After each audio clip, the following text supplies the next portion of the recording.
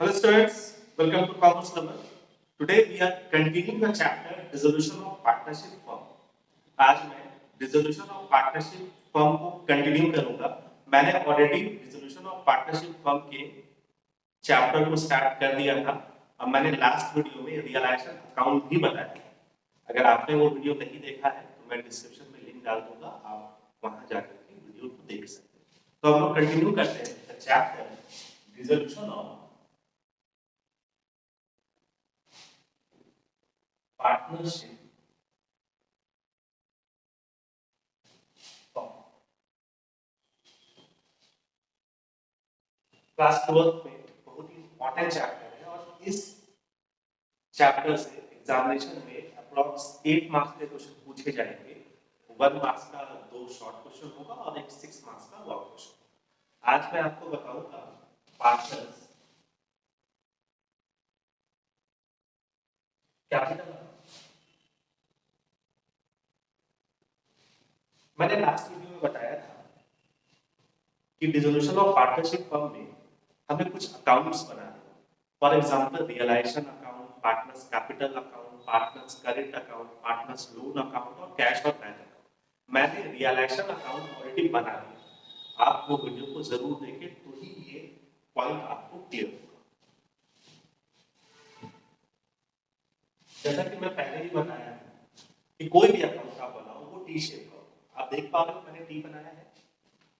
It is a part of debit, it is a part of credit.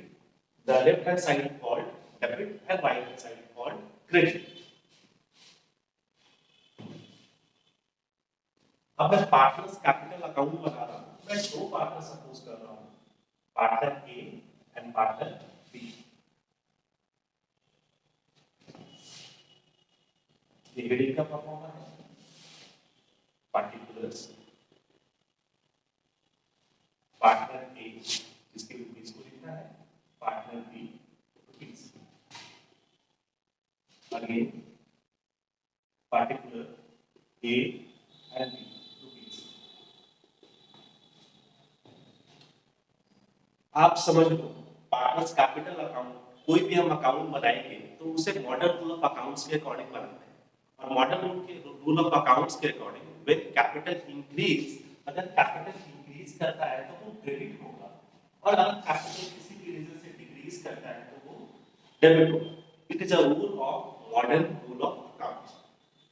जब भी हम question को solve करेंगे डिसोल्यूशन ऑफ पार्टनरशिप में, उसमें बैलेंस शीट दिया और उसी बैलेंस शीट से हमको पार्टनर्स कैपिटल अकाउंट बनाना।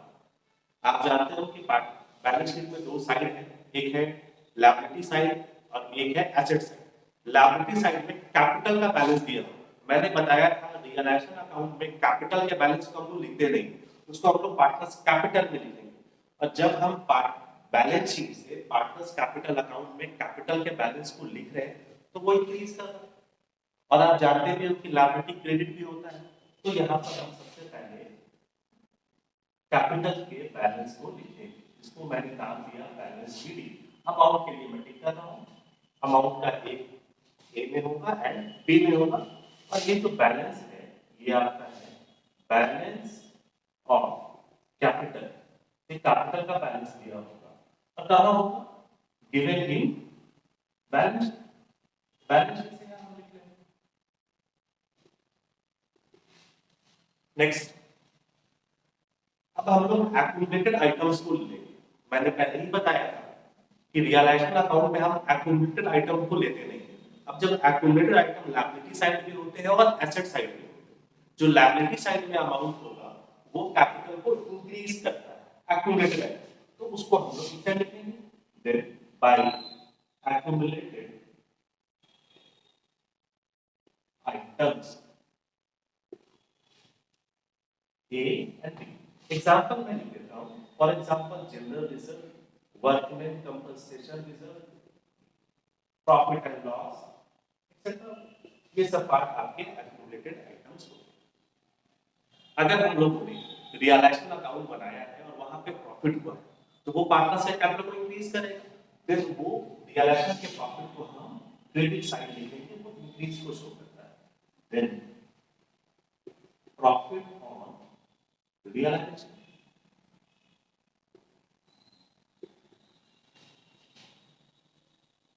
ये बैलेंस आपके रियलाइजेशन अकाउंट से आया। अब आप एक चीज और जान रहे हो, जब हम लोगों ने रियलाइजेशन अकाउंट बनाया था तो वहां पे फर्म को एक्सपेंसेस का पेमेंट करना था और लायबिलिटीज का पेमेंट।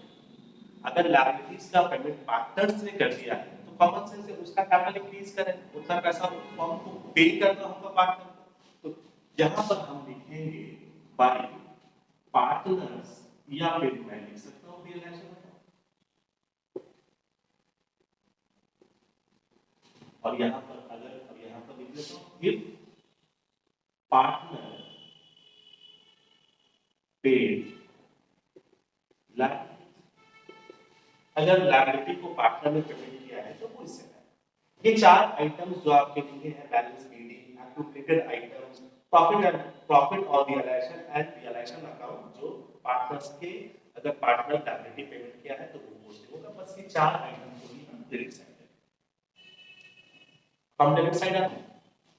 डेबिट साइड सबसे पहले यहाँ मैंने लिखा एक्यूमुलेटेड आइटम, जो लायबिलिटी साइड लिखा होगा तो एसेट्स में भी तो होते हैं, तो वो एसेट्स के पार्ट को आपको इस साइड लिखना है। तो मैंने यहाँ लिखा हूँ accumulated items, for example profit and loss, advertisement expenditure, etc. ये सब बात आपके डेबिट साइड में जो डिक्रीज फ्लो करेगा। अगर हम लोगों ने रियलाइजेशन अकाउंट बनाया है तो वहां पे प्रॉफिट भी आ सकता है, लॉस भी तो हो सकता है। लॉस के अमाउंट को डिक्रीज करेगा कैपिटल, देन बैलेंस या फिर loss on realisation.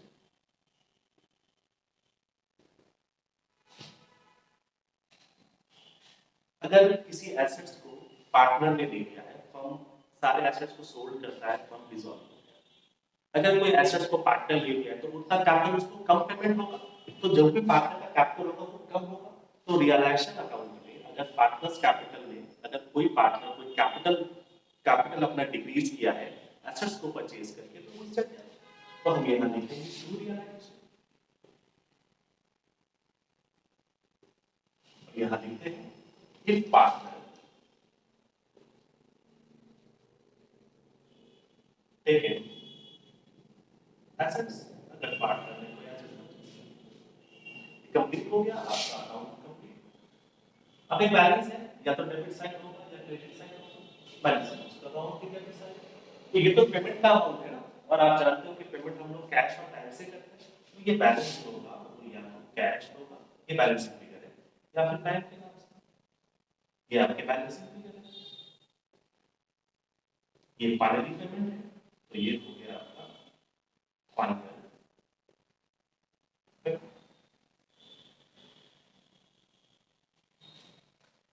Easy account है, एक बार मैं फिर से रिकॉल कर देता हूं। सबसे पहले हमें बैलेंस विधि को लेना है, जो बैलेंस विधि आपका balance of capital given in balance sheet. Accumulated items को लेना है जो लायबिलिटी साइड दिया होगा। उसके बाद प्रॉफिट ऑन रियलाइजेशन अकाउंट और realisation account with partner paid liability.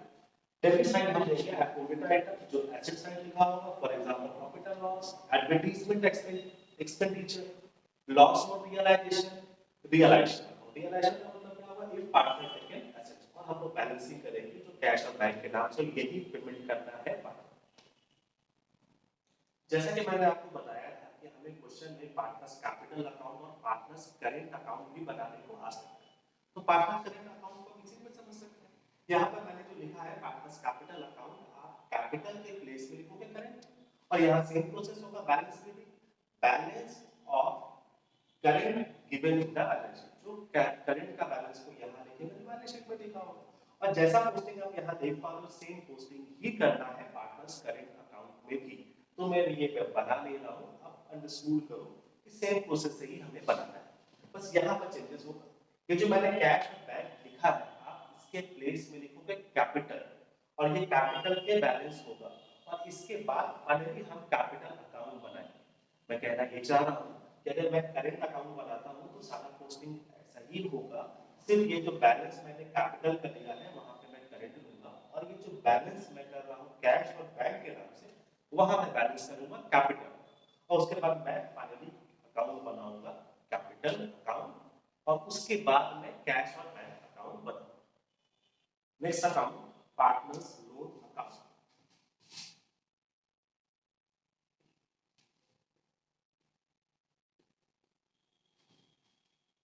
मैं आपको ऑलरेडी बता चुका हूँ, कोई भी अकाउंट टी शेप का होगा।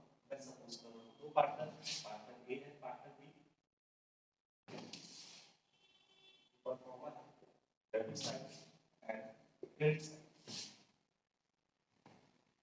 पार्टनर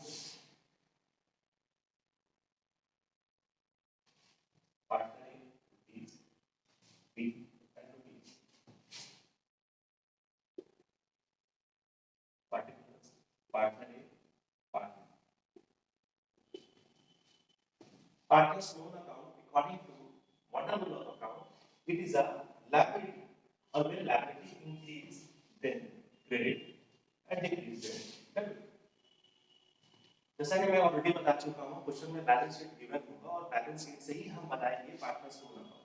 तो बैलेंस शीट में लायबिलिटी साइड लोन का अमाउंट गिवन होगा, तो उसी अमाउंट को हमको इस साइड लिखना है बाय बैलेंस बीडी करके, बैलेंस बीडी।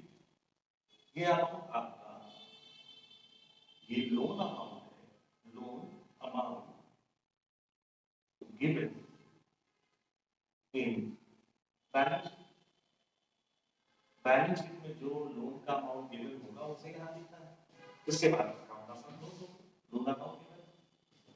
अब ये भी अमाउंट पेमेंट करना है पार्टनर को, तो जैसे ही पेड करेंगे तो क्या होगा, मैंने आपको बताया पार्टनर्स कैपिटल अकाउंट में कैश और बैंक के नाम से होगा, और ये आपका balance sheet.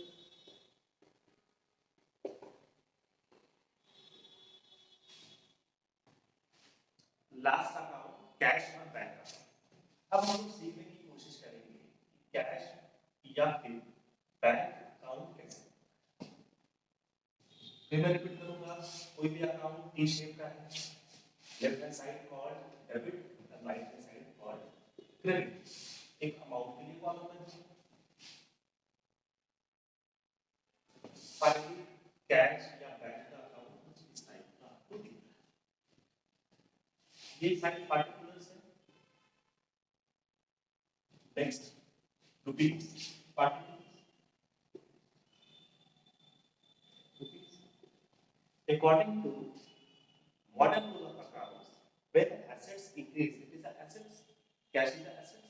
When cash increase, then debit, and cash decrease, then credit. It is a rule of modern rule of account. अब बैलेंस शीट क्वेश्चन में गिवन है, बैलेंस शीट में कैश और या बैंक का बैलेंस गिवन होगा, उसको हमको यहाँ पोस्ट करना होगा। और जब हम बैलेंस शीट से कैश या बैंक के अमाउंट को यहाँ पोस्ट करेंगे तो वो इंक्रीज को शो करेगा, तो उसका अमाउंट सही होगा। और यहाँ हम लिखेंगे बैलेंस बीडी। हम लोग ऑलरेडी बहुत सारे अकाउंट को सीख चुके हैं, realisation account, partners capital account, partners current account, partners loan account, और फाइनली हम अब कैश और बैंक अकाउंट बनाएंगे। जब हम लोगों ने रियलाइजेशन अकाउंट बनाया था तो वहां पर हम लोगों ने एसेट्स को सोल्ड किया। अब जैसे ही हम लोगों ने एसेट्स को सोल्ड किया तो हमें क्या हुआ, एसेट रियलाइज हुआ है। जब हम एसेट्स को बेचेंगे तो हमें कैश रियलाइज होगा, जब कैश रियलाइज होगा तो इंक्रीज करेंगे, तो उसका अमाउंट यहाँ होगा, और वो हमें कौन सा अकाउंट से रियलाइज हुआ, रियलाइजेशन अकाउंट से। तो यहाँ पर हम लिखेंगे रियलाइजेशन। और स्टूडेंट्स आपके समझने के लिए मैं यहाँ पर ब्रैकेट में लिख रहा हूँ कि ये रियलाइजेशन कौन सा अमाउंट है, तो यहाँ पर याद रखना ये है एसेट्स टेकन वन या एसेट्स रियलाइज्ड, जो एसेट रियलाइज हो। उसके बाद लायबिलिटी का पेमेंट होगा। अब जैसे ही हम लायबिलिटी का पेमेंट करेंगे वो तो डिक्रीज को शो करेगा ना, वो आपका कैश का अमाउंट घट जाएगा तो वो अमाउंट डिसाइड होगा। अब क्या रियलाइजेशन अकाउंट के नाम से मैं ब्रैकेट में लिखता हूँ लायबिलिटीज पेड। अगर एक्सपेंसेस का भी पेमेंट हुआ है तो भी डिक्रीज को शो करेगा, तो इसी साइड में तो मैं यहाँ लिखता हूँ रियलाइजेशन।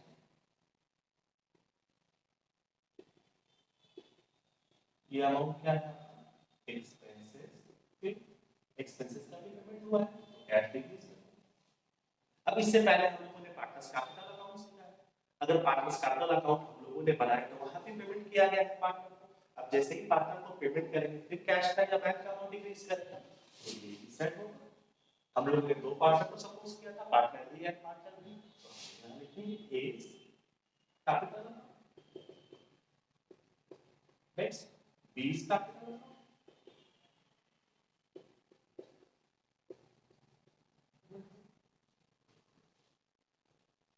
ये पेमेंट है, पेमेंट टू पार्टनर्स। हम लोग ने पार्टनर्स लोन अकाउंट बनाया है, लोन अकाउंट में पार्टनर को लोन का पेमेंट होगा तो पेमेंट होगा तो फिर साइड में हम यहाँ लिखे बाय, अगर सपोज करो पार्टनर ये है इज लोन अकाउंट। अब फाइनली आपका कैश और बैंक अकाउंट प्रिपेयर हो गया। आप जब भी इसको टैली करोगे एग्जाम में आपका ये आंसर है, एग्जाम में आंसर गिवन नहीं होता है तो आप कैसे समझोगे कि मैंने सही बनाया है? अगर आपका कैश और बैंक अकाउंट टैली कर गया, दस डेबिट को ऐड करने पर क्रेडिट के इक्वल होगा तो समझ लो आप लोगों ने सही अकाउंट बनाया है। अगर आप रेजोल्यूशन ऑफ पार्टनरशिप को और प्रॉपर वे से सीखना चाहते हो तो सबसे पहले आप मेरे फर्स्ट पार्ट को देखो जो मैं डिस्क्रिप्शन लिंक में डाल दूंगा, तो वहां से आपको रियलाइजेशन अकाउंट क्लियर होगा। उसके बाद मैंने आपको पार्टनर्स कैपिटल अकाउंट बनाया, उसके बाद पार्टनर्स करेंट अकाउंट बनाया, फिर मैंने बताया पार्टनर्स लोन अकाउंट। अब मैं फाइनली बता रहा हूँ कैश और बैंक। अब मैं कुछ क्वेश्चंस को सॉल्व करूंगा जो मैं नेक्स्ट वीडियो में आपको। Thank you.